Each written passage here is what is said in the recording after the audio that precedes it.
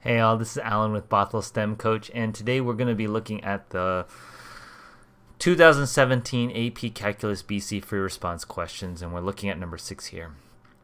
So I have a series here, so function f has derivatives of all orders for -1 less than x less than 1. The derivatives of f satisfy the conditions above. The Maclaurin series for f converge to f of x for absolute value x less than 1.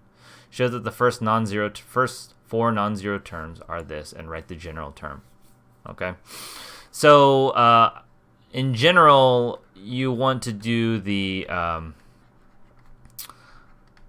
we're going to use the general form of the Maclaurin series. It's the nth derivative, 0, n factorial x to the n. So what I need is an expression for the nth derivative. Well, I know f of 0 is 0. I know f prime of 0 is 1. The second derivative at 0 is when I have to use this recurrence relation. So when n equals 1, this side is equal to -1 times 1. That's -1. The third derivative at 0 is -2 times -1. That's +2. And the fourth derivative at 0 is equal to -3 times 2. And that's equal to -6. So if I look at this pattern, this is kind of like 3 factorial. This is 2 factorial, this is 1 factorial, and this is 0 factorial. Because 0 factorial is equal to 1. So in terms of the terms, there's no n equals 0 term because this is 0. The n equals 1 term is going to be 1 over 1 x to the 1, then minus 1 over 2 factorial x squared, then plus 2 over 3 factorial x cubed minus 6 over 4 factorial x to the 4th dot dot dot, and this term ends up being n minus 1 factorial. Oh, it's going behind my head here. Then is n minus 1 factorial over n factorial x to the n, and it's -1 to the n, I think. No, because the first term is positive, so I want it to be -1 to the n plus 1. So that ends up being x minus 1/2 x squared plus 1/3 x cubed minus 1/4 x to the 4th. N minus 1 factorial over n factorial is just 1 over n plus -1 n plus 1. Yeah, so let's write. So we've concluded these are the first 4 terms here, and then the general term is going to be -1 to the n plus 1 x to the n over n. That's the general term then. Okay. Determine whether the Maclaurin series described in part A converges absolutely, conditionally, or diverges. So first, let's decide if the series itself converges. So if I'm looking at the sum from n equals 1 to infinity, -1 to the n plus 1, x to the n over n, and I plug in n equals 1, then what I have is the 1 to the n is just 1. So this series will converge conditionally, and the way you show that is the series itself will converge by the alternating series set test.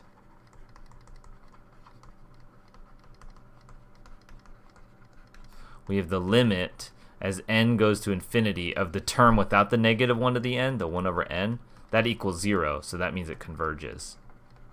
So that means this series converges itself. But if I look at the absolute value,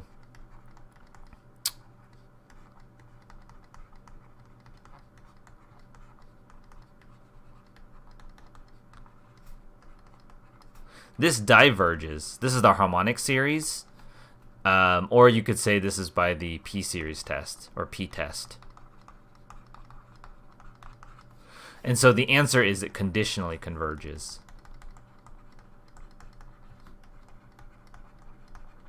This is a pretty common series to conditionally converge, pretty common example. Okay, write the first 4 non-zero terms in general terms of the Maclaurin series for g of x is the antiderivative. Well, that one's pretty easy. When you go from 0 to x, you just do 1/2 x squared minus 1/6 x cubed plus 1/12 x to the 4th minus 1/20 x to the 5th. Those are the first 4 terms. And the nth term would be -1 to the n plus 1. The sign wouldn't change. It would be x to the n plus 1 over n plus 1 times n. I just do integral of this part. So I add n plus 1 divided by n plus 1 there. Let p n 1/2 represent the nth degree polynomial for g about x equals 0, where x equals 1/2. Use the alternating series bound to show that p1 that the error bound. So alternating series. So if I do the p4 is only going to go up to here, right? It's going to be because this is a 4th degree polynomial when I have the first 3 terms here. So I need to look at this next term. The alternating series error bound tells me that that the error is going to be smaller than the absolute value of the next term. In this case, I have to plug in x is 1/2, so that's the absolute value gets rid of the 120, the negative sign, then 1/2 to the 5th. That's equal to 32. 1 over 2 to the 5th is 1 over 32. It's 1 over 20 times 1 over 32. And that's 1 over 640. And that's less than 1 over 500. So that completes our proof there. Okay, let's take a look at the answers. General term is that. It's good. The series does not converge absolutely because the harmonic series diverges. The series alternating with terms of decreased magnitudes, therefore converges conditionally. Good. So they do the integral here, and he performs the integral. -1 to the n plus 1, x to the n plus 1, n plus 1 times n.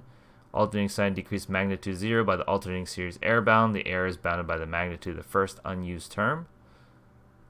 And that's that. Okay, so I hope you found that helpful. I'll see you in the next video. Thanks for watching the video, guys. Please leave a comment, like, or subscribe below to catch up more of the content. And see any links below. I offer free homework help on Twitch and Discord. See you guys in the next video.